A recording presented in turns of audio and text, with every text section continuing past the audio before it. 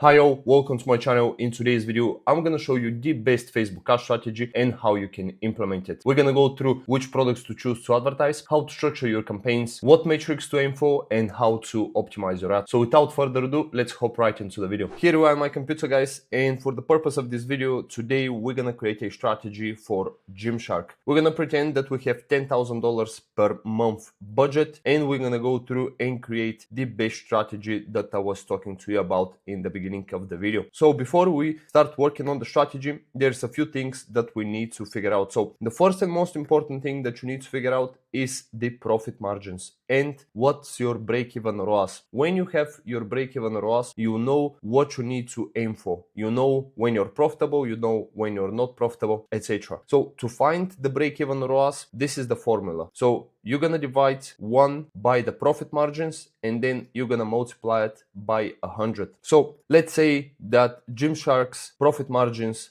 are 60%. So we're gonna type in 1, then divide it by 60%, which equals 0.016. Then this, we're gonna multiply it by 100, and this is your break-even ROAS. Anything above 1.66, you are profitable. So let's write it here. Break-even ROAS is 1.66. Next thing for us to build a strategy is we need to find what are the best-selling collections and the best-selling products. And for the purpose of this video, let's choose the following collections. So let's say men's. So men's t-shirts and tops are best-selling collections. We're gonna click on it. And just for the purpose of this video, we're gonna take these 3 products as the best selling products, and those are heavy duty crew. Okay, let's do, and the last one was this one here. Okay, so now since we know what's the best selling collection and what are the best selling products, and let's do buy 2 here because both the colors are doing well. So once we know this, we're gonna start creating the campaign structure. So let's assume we do have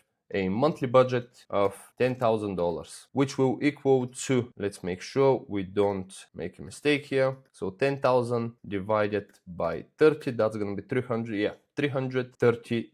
Let's round it up. So it is $340 per day. Okay, so now since we have the monthly budget and we have the daily budget, we need to structure the actual campaigns. How much are we going to spend on prospecting? How much are we going to spend on retargeting? And how much are we going to spend on testing? So in the beginning, we're gonna start with the following budget. So we're gonna spend, let me just write down the campaigns first. So we have testing, prospecting, and retargeting. So on testing, we're gonna be spending 900 a month, which is gonna equal to 30 per day. On prospecting, we're gonna be spending, let's say, 8,000 a month, and 8,000 a month is 266 per day. And then for retargeting, this leaves us with 1,100 per month, which equals, let's say, $40 per day. So the way we're gonna do this, for testing, we're gonna use testing to obviously test different products, different creatives. So for testing campaign, I use Advantage plus shopping campaign because I have found it is really the best campaign to use for different tests when it comes to creatives and ad copy. So in the testing campaign, you're gonna add 4 to 10 different creatives promoting different products.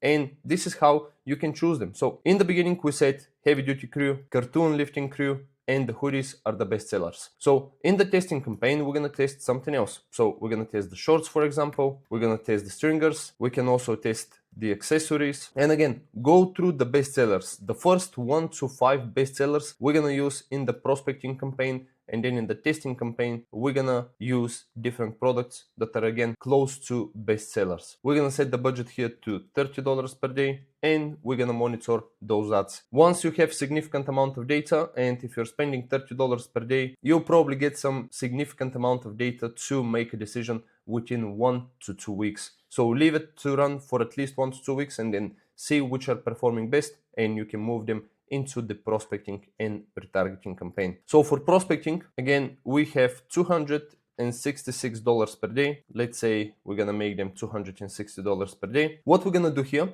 is we're gonna create 3 different audiences. Assuming Gymshark have spent more than, let's say, $200 on their ad account, they would have significant amount of data, so we can leverage the broad targeting. If you're just starting out and you've never spent money on Facebook ads, I do not recommend going with broad targeting because the pixel doesn't have enough data, the ad account doesn't have enough data. So you'll be targeting a lot of different people and you won't be able to get good results. In the beginning, if you're just starting out, you need to give Facebook guideline. You need to narrow your audiences so it's easier for Facebook to find the right people to target with your ads. So in this case, the 3 audiences that we're gonna use are broad, which we're gonna set to $100 per day. The second audience that we are gonna create is an interest stack audience. What we're gonna do here is we're gonna stack a bunch of different interests related to Gymshark and fitness clothing. And we're also gonna set it to $100 per day. And the third audience that we're gonna do is a stack of competitors. So we're gonna stack a bunch of different competitors of Gymshark and we're gonna put them into one single ad set and we're gonna do it at $60 per day. Now in each of those audiences we're gonna have the exact same creative. So let's do creatives. And for creatives we're gonna create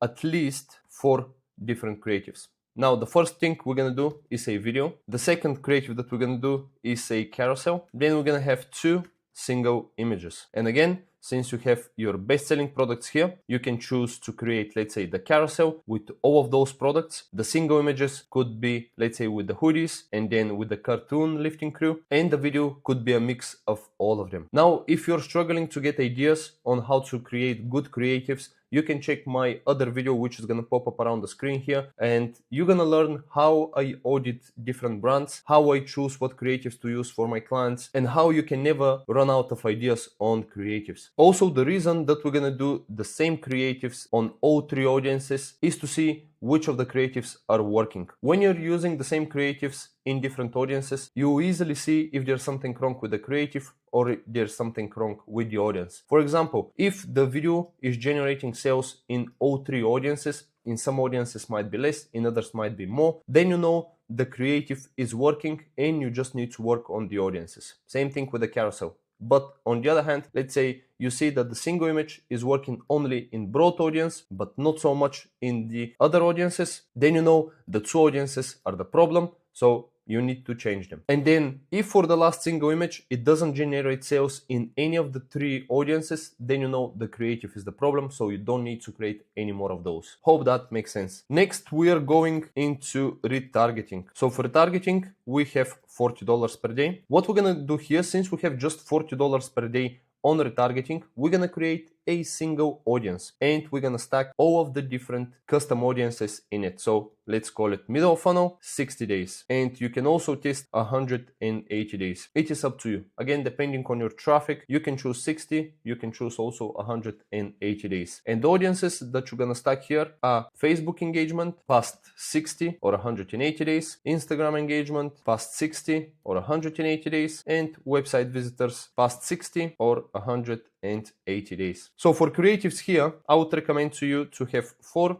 to 10 different creatives. And what you need to be doing here is you need to be testing different offers and ad copy. So with offers, you could be testing buy one, get one. You could be testing 10% off. You could also be testing free shipping. You could also be testing, for example, free shipping on orders above $100, or you could be testing 10% off on orders above $100. If you're the type of business owner who doesn't like to give discounts and offers, then you could be working just on different ad copy and creatives. So with the ad copy, if you're gonna test ad copy, you can try different angles. You could try different pain points. You could try different benefits that your product has. You can test absolutely everything. And yeah, this is how your Facebook ad strategy would look like. Now, when it comes to optimization, especially in your prospecting campaign, this is another important metric that you need to look at is average order value. Now, if your average order value is, let's say, $100, how you can optimize your testing campaign is if any of the creatives and ads do not generate at least 1.6 ROAS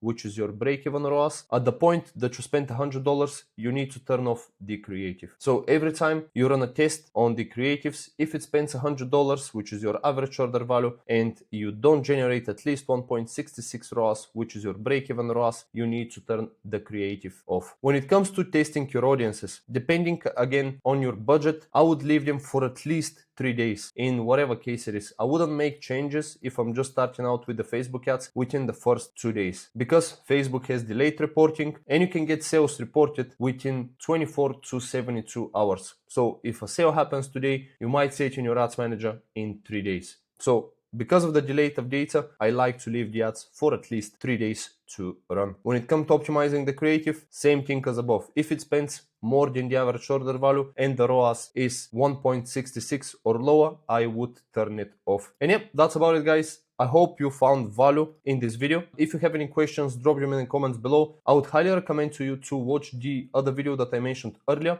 about how to create the best creatives and what tools I'm using to spy on my competitors' ads. You can find the link to the video in the description below. And yeah, thank you for your time. If you have any questions, drop them in the comments below. Thank you for watching and I'll see you in the next one. Bye.